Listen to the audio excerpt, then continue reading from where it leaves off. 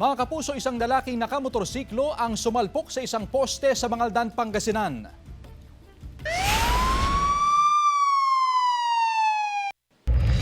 Sa pool din sa CCTV ang pagtilapon ng rider. Naka-alerto Jasmine Gabriel Galban. Sa kuha ng CCTV camera, makikita ang pagsalpok ng motorsiklo sa poste ng isang karatula sa barangay Malabago, Mangaldan, Pangasinan, bandang 1:00 ng madaling araw kanina. Sa lakas ng impact, makikita pa ang makapal na usok kung saan sumalpok ang motorsiklo na natanggalan pa ng gulong.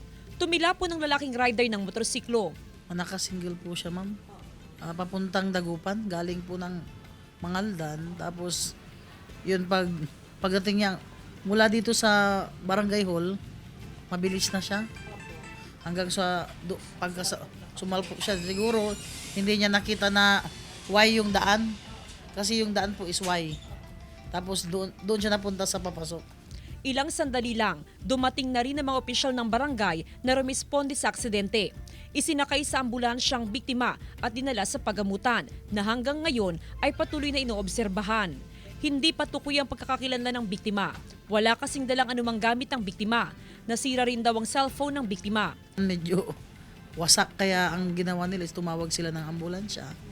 Tapos agad namang rumisponde yung ambulansya at sila na po ang nagdala sa ospital. Nakikipag-ugnayan ng otoridad sa iba't ibang himpilan ng pulisya para sa mabilis na pagtukoy sa pagkakakilanlan ng biktima. Kasama si Henry Duminsil, Jasmine Gabriel Galban, One North Central Luzon.